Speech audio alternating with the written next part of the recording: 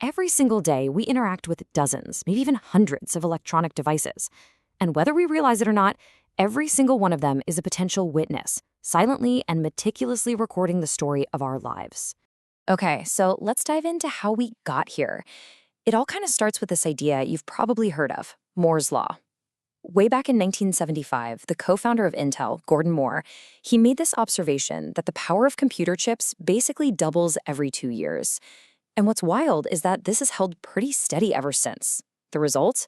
Well, we're literally surrounded by computer systems now, not just on our desks, but in pretty much everything we touch. Just take your phone. I mean, it's so much more than a phone, right? It's got an accelerometer inside that knows if you're walking or running, and it can even figure out if you're in a car. It's got a light sensor that records when you go from inside to outside, and those are just 2 of like 1,000 tiny data points it's constantly creating, making this super detailed log of your entire day. Or how about your car's navigation system? It's not just getting you from point A to point B. It's often storing what's called a track log of all your recent trips and routes, sometimes going back months.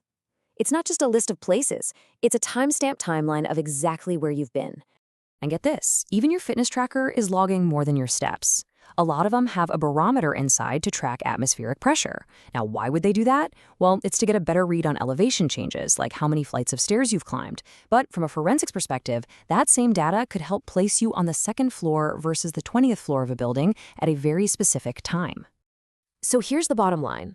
All this information, every step, every drive, every flight of stairs, it can all potentially be used as evidence in an investigation. These little devices we carry around, they're silent witnesses with perfect memories.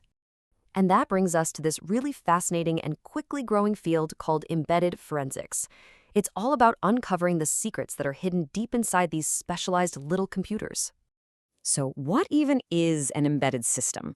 Well, it's a computer, for sure, but it's not like the one on your desk. It's built for one very specific job inside a bigger machine.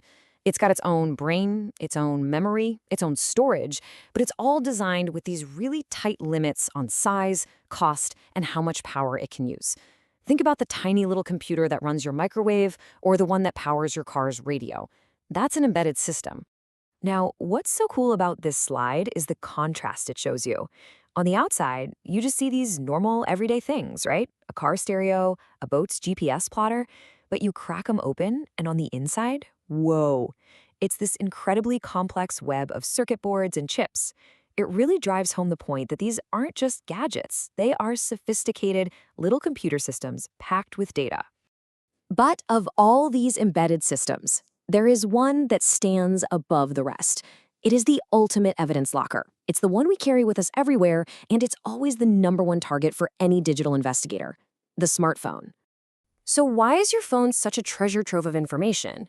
Well, because it crams an insane amount of functionality into one device, and it's always connected to the world, and the data on it is just so personal.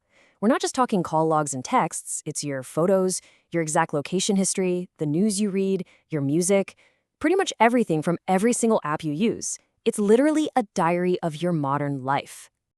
And here's the real kicker. You don't even have to be using your phone for it to leave a trail. Just by being on, it's constantly talking to the cell network, pinging cell towers. And every single one of those connections is like a digital fingerprint, a time-stamped data point that can place that phone, and probably you, in a specific area at a specific time. But all of this creates a huge problem for investigators. I mean, it's not like a regular computer hard drive where getting a copy of the data is a pretty standard procedure. These little devices are locked down tight, and they're incredibly complex. And that leads to the investigator's central dilemma. So the question becomes this: how do you pull that story out of a device that's specifically designed to keep its secrets locked away? How do you get the data without changing it? Or, even worse, destroying the very evidence you're trying to save? It's like a high-stakes digital tightrope walk. Generally, investigators have 2 main ways to go. The first is called logical acquisition. You can think of this as politely asking the phone for its data using its own software, like when you sync it to a computer. It's way safer, but the phone is still in control, so it might not show you everything, especially stuff that's been deleted. The other way is physical acquisition. This is more like forcing the data out, completely bypassing the phone's operating system to get a perfect, raw copy of everything on the memory. You get way more data, but it's also a lot riskier and much more invasive. So, how do they actually go about cracking these digital safes? Let's take a look at the actual tools and techniques they use. The whole process begins the very second an investigator gets their hands on a device. And before they even think about extracting data, there's a super strict protocol. First, they check for any physical hazards. Then they have to preserve other kinds of evidence, like fingerprints. Sometimes even a smudge on the screen can reveal a password pattern. They document everything about the device's state. Is it on? Is it off? What's on the screen? And then this is absolutely crucial. They have to isolate it from all networks, usually by putting it in a special container called a Faraday bag. This stops anyone from remotely wiping all that precious data. On this chart here does a great job of showing the constant trade-offs investigators are forced to make. Let's compare two methods. You've got manual inspection, which is basically just looking at the screen.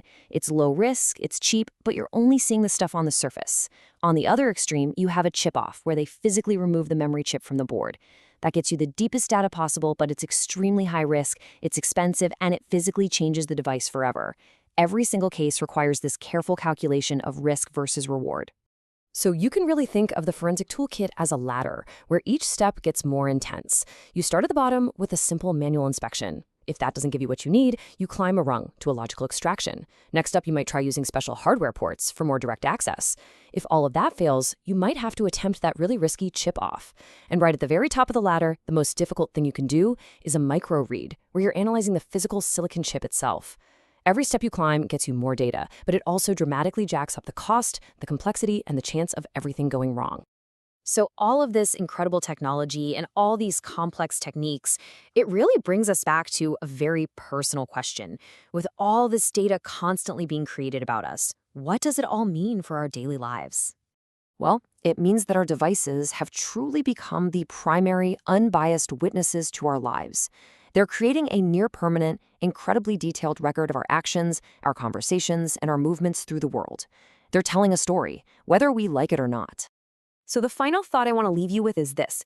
If your devices are the silent witnesses to your life, what story is your digital shadow telling about you?